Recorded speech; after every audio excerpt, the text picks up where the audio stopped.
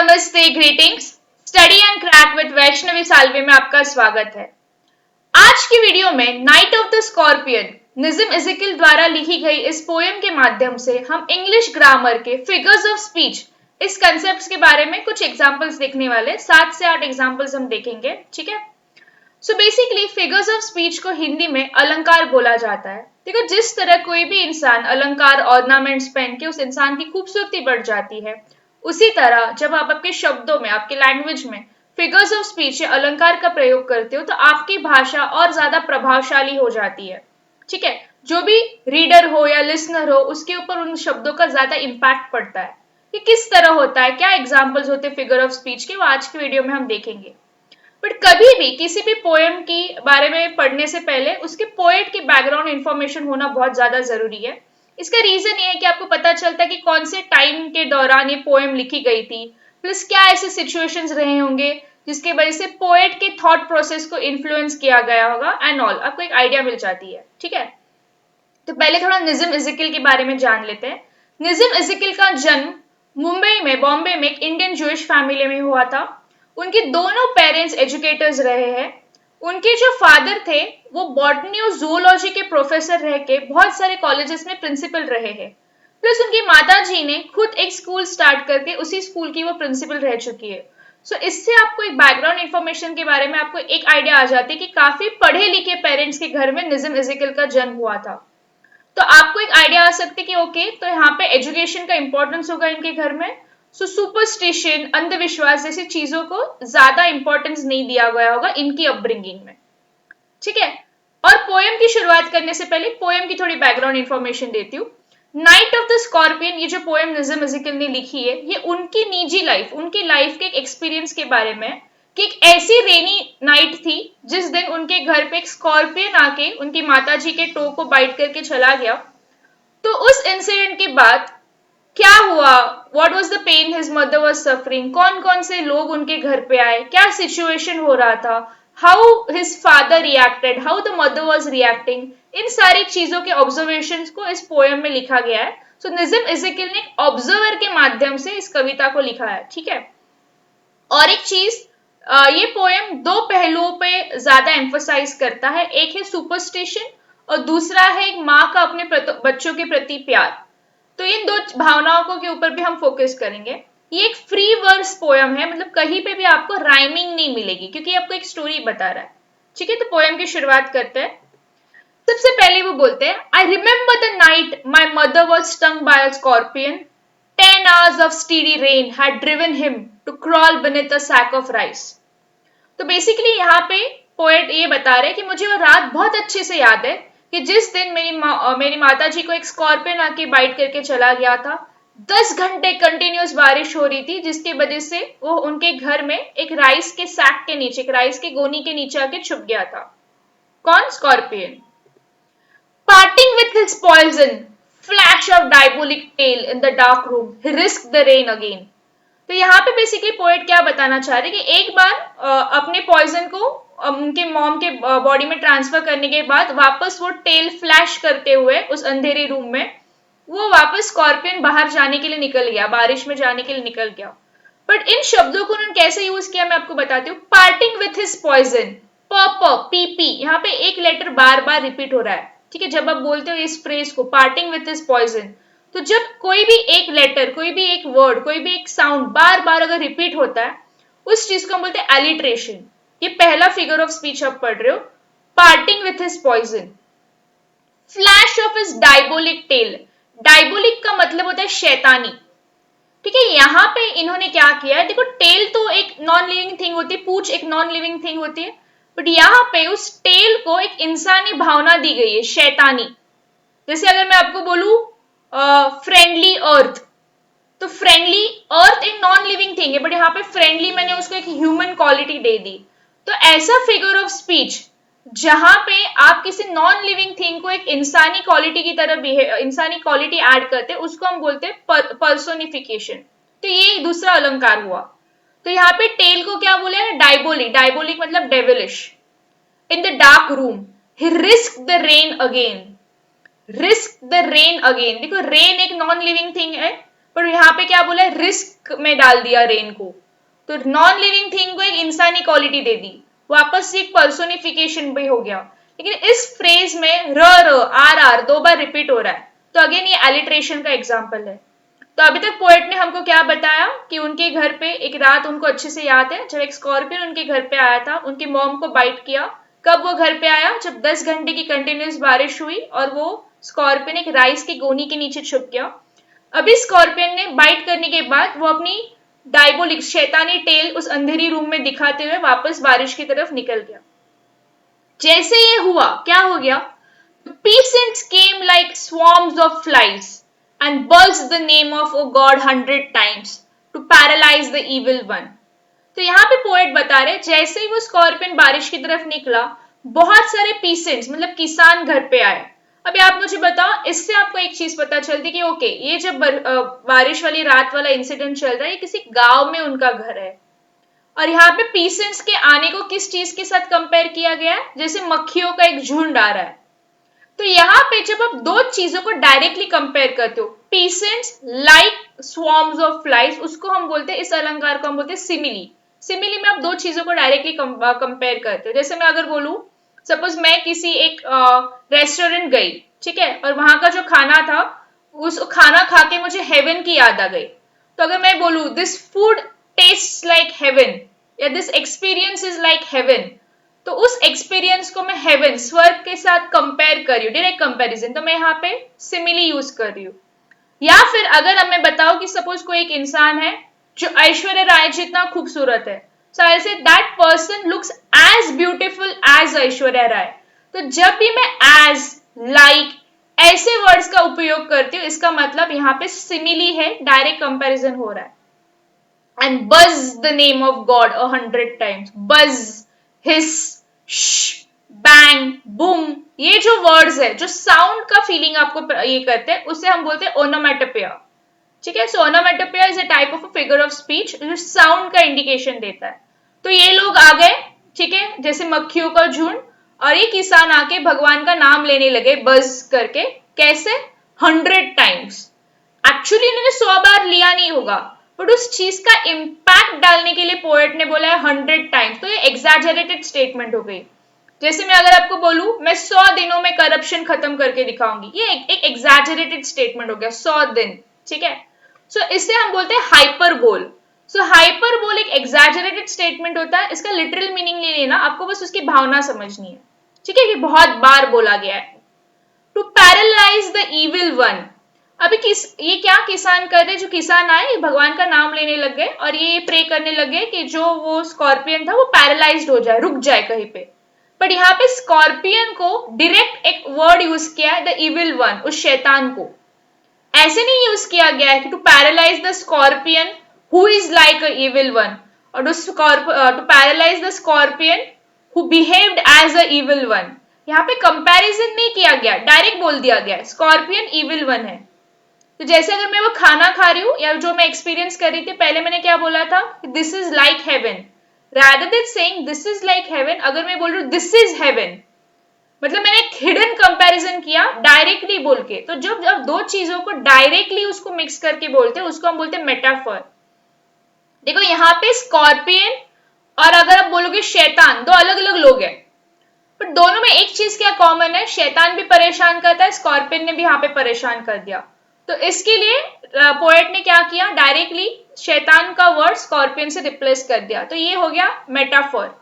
अगर यहाँ पे लाइक या एज वर्ड यूज किया जाता तो हम उसको बोलते हैं सिमिली। लाइक और एज नहीं है, डायरेक्टली वो उपमा यूज कर दी गई है, तो उसे हम बोलेंगे मेटाफोर। तो अभी तक आपने क्या क्या पढ़ा, ध्यान से सुनना। आपने पढ़ा एलिट्रेशंस क्या होता है, ठीक है, एलिट्रेशंस के बाद आपने पढ़ा पर्सोनिफिकेशन क्या होता है, फिर आपने एक सिमिली का आइडिया आ गया, ओनोमेटोपोइया का आइडिया आ गया, हाइपरबोल का आइडिया आ गया, मेटाफर का आइडिया आ गया। ठीक है, और अभी तक किसान आके क्या बोल रहे, किसान भगवान का नाम लेके बोल रहे कि भगवान उस स्कॉर्पियन को पैरालाइज कर दो, रुका दो उसको कहीं पे। वो क्यों चाहते कि स्कॉर्पियन रुक जाए, उसका रीजन अब ये पता चलेगा। With candles and with lanterns, throwing giant scorpion shadows on the mud-baked walls, they searched for him, he was not found. तो पोएट बता रहे कि वो कैंडल्स और लैंटर्न्स लेके उन मिट्टी वाली दीवारों के यहाँ पे ढूंढ रहे स्कॉर्पियन की तरह, बहुत उसके लिए ढूंढा पर स्कॉर्पियो मिला नहीं। They clicked their tongues with every movement that the scorpion made. His poison moved in the mother's blood, they said. तो वो अपने टंग्स मूव करके क्या बोल रहे थे कि जैसे जैसे वो स्कॉर्पियन बाहर मूव करेगा उस तरह उस मदर की बॉडी के अंदर वो ब्लड फैलेगा। इसके लिए वो दुआ कर रहे थे कि वो स्कॉर्पियन कहीं पे रुक जाए ताकि वो ब्लड पॉइजन फ्लो होना भी रुक जाए। This is kind of superstition, but हमें इसमें अंदर से क्या ढूंढना है, फिगर्स ऑफ स्पीच। तो जायंट स्कॉर्पियन शैडोज, यहाँ पे पोएट ने क्या किया, उनकी जो परछाई थी जो कैंडल या लैंटर्न की लाइट में दिख रही थी, ऐसे नहीं बोला गया कि उनकी परछाई बड़े स्कॉर्पियन की तरह दिख रही थी, उन्होंने डायरेक्टली बोला उनकी परछाई बड़ी स्कॉर्पियन की। सो उन्होंने यहाँ पे लाइक या एज वर्ड यूज नहीं किया कि शैडो लाइक अ स्कॉर्पियन और shadow as that of a scorpion, ऐसे नहीं बोला, डायरेक्टली बोल दिया जायंट स्कॉर्पियन शैडोज। तो अब जब डायरेक्ट कंपेयर करते हैं उसको हम बोलते हैं मेटाफोर। ठीक है, वापस रिपीट हो गया। प्लस जब वो ये चीज बोल रहे हैं, आर यू इमेजिनिंग कि हाँ कि ऐसे अंधेरी रात होगी, वो कैंडल लेके लोग आए होंगे, उनकी परछाई दीवार पे रही होगी। तो यहाँ पे इस फिगर ऑफ स्पीच को हम इमेजरी भी बोल सकते हैं। तो इमेजरी एक ऐसा सिचुएशन होता है, ऐसे वर्ड्स होते हैं जो आपको, जो रीडर होता है उसको इमेजिन करने लगाता है। जैसे टेस्ट, अगर मैं आपको बोलूं कि that dosa smell taste like a burned brick, ठीक है, जली हुई ईंट की तरह डोसा का टेस्ट था, तो आपको अचानक से उस टेस्ट का फीलिंग आएगा। ठीक है, या फिर आप बेसिकली अगर आपने हैरी पॉटर की बुक्स पढ़ी होंगी, ठीक है, you also start imagining all the magic thing happening around जब आप बुक पढ़ते हो। सो इमेजरी काफी ज्यादा लिटरेचर में यूज की जाती है, जिससे लैंग्वेज काफी ज्यादा प्रभावशाली होती है। ठीक है, तो दे क्लिक्ड देयर टंग्स, तो ये क्लिक्ड वाला जो साउंड है ये किसकी वजह से आपको पता चला, क्लिक्ड वर्ड की वजह से। Clicked word is again an onomatopoeia. ठीक है, ओके, इधर तक हमने क्या देखा कि वो लोग दुआ कर रहे थे कि स्कॉर्पियन कहीं रुक जाए, क्योंकि उनका ये विश्वास था कि जैसे जैसे स्कॉर्पियन मूव करेगा माता जी के बॉडी के अंदर वैसे वैसे ब्लड में पॉइजन मूव करेगा। May he sit still, they said. May the sins of your previous birth be burned away tonight, they said. May your suffering decrease the misfortunes of your next birth, they said. May the sum of all the balanced in this unreal world. अब यहाँ पे देखो, may word बार बार repeat हो रहा है लेकिन अलग अलग लाइन में। ठीक है, जब फ्रेज में अगर कोई वर्ड रिपीट होता है तो हम उसको बोलेंगे, अलग अलग सेंटेंसेस में हो रहा है, so we are not pointing that out. But यहाँ पे क्या बोल रहे हैं, ये लोग दुआ कर रहे हैं पीसेंट्स कि वो स्कॉर्पियन कहीं तो रुक जाए, और वो उनकी मदर से ये कहना चाह रहे हैं कि आपका जो पिछले जन्म के बुरे कर्म थे वो आज इस दर्द में जल जाएंगे, अगले जन्म में होने वाले दर्द आज जो सह रहे उसकी वजह से कम रहेंगे, आपकी जिंदगी में जितने भी पाप थे, जितने भी बुरे कर्म थे वो आज बैलेंस हो जाएंगे आपके अच्छे कर्मों के साथ। Against the sum of your good become diminished by your pain. आज जो आप दर्द सह रहे हो उससे आपके सारे बुरे कर्म बैलेंस होके आपकी लाइफ में सिर्फ अच्छे कर्म होंगे। This is what they are trying to say, who are trying to say this, peasants. May the poison purify your flesh, तो ये जो पॉइजन आपके बॉडी में, आपके जिस्म में फैल रहा है वो आपकी फ्लैश को प्यूरिफाई करे। तो देखो, बेसिकली स्कॉर्पियन का नेचर है बाइट करना, स्कॉर्पियन का पॉइजन ह्यूमन के बॉडी के अंदर जाएगा, born to suffer the pain. But लोगों ने इस चीज को किसके साथ कंपेयर कर दिया, इन पीसेंट्स ने किसके साथ कंपेयर किया, बुरे कर्मों के साथ। तो यहाँ पे सुपरस्टिशंस के ऊपर पोएट एम्फोसाइज करा रहे। प्लस ये बताते हुए उन्होंने एक वर्ड यूज किया, पॉइजन प्यूरिफाई, पीपी, पर्प, दो वर्ड्स, दो लेटर्स बार बार रिपीट हो रहे हैं। सो ये अगेन एग्जांपल किस चीज का हो गया, एलिट्रेशन का। तो अभी तक वो किसान क्या कर रहे हो, दुआएं मांग रही है। Of desire end of your ambition they said, they sat around the floor with my mother in the center, the piece of understanding on each face। अभी उन लोगों ने क्या किया, ये बोलते बोलते उन्होंने एक सर्कल बनाया उस पोएट के मॉम के अराउंड, और वो बैठ गए, और हर किसी के चेहरे पे एक ऐसा एक्सप्रेशन था कि जैसे उनको ये सिचुएशन समझ में आ रही है। ये चीज क्या है, वाकई में उनको सिचुएशन समझ में आ रही है, क्या उनको वाकई में समझ रहा है कि क्या सीरियसनेस इस सिचुएशन की। Rather than giving a medical aid, they are finding the scorpion। तो यहाँ पे पोएट ने एक्चुअली एक ताना मारा है, he is using it as an ironical statement कि उनके चेहरे पे वो पीस ऑफ अंडरस्टैंडिंग था, but this is not the truth what has happened। तो एक आयरनी है। आयरनी का मतलब क्या होता है, आपको एग्जैक्टली उल्टा बोलना होता है। फॉर एग्जाम्पल सपोज अगर मैं बोलूं हमारे देश में औरतों को माता, लेडीज को माता का दर्जा दिया जाता है, women are considered like mother, so girls are very safe in a country. ये अगर मैं बोल रही हूँ तो एक्चुअली मैं ये ताना मार रही हूँ, because you can see girls are not safe in a country. So this is a ironical statement, जो मुझे बोलना है उसका एग्जैक्टली अपोजिट मैंने बोला। तो यहाँ पे पोएट को ये बताना था कि पेशेंट्स को बिल्कुल समझ में नहीं आ रहा उनकी मॉम के साथ क्या हो रहा है, but he has used the word the peace of understanding on each face, तो इसको बोलते हैं आयरनी। तो ये एक हमने पढ़ लिया। मोर कैंडल्स, मोर लैंटर्न्स, मोर नेबर्स, मोर इंसेक्ट्स। अच्छा, मुझे मोर नेबर्स और मोर इंसेक्ट्स को भी अंडरलाइन करना था। And the endless rain, my mother twisted through and through, groaning on a mat. तो यहाँ पे पोएट ये बताना चाह रहे कि लोग बैठे हुए थे और कैंडल्स आई और लैंटर्न्स आए और नेबर्स आ गए और इंसेक्ट्स भी आ गए और बारिश भी आ गई। इतने सारे लोग आके वापस उस सर्कल को ज्वाइन कर रहे और बीच में उनकी माँ बस तड़प रही है उस दर्द में। ठीक है, मोर मोर वर्ड यहाँ पे देखो एक ही लाइन में बहुत बार रिपीट हो रहा है, तो इसको हम बोलेंगे एलिट्रेशन। ठीक है, पहले जो मे वाला वर्ड था अलग अलग सेंटेंस में था, इसके लिए मैंने कंसिडर नहीं किया था, यहाँ पे वो फ्रेजेस में, वर्ड्स में है, so we are using that.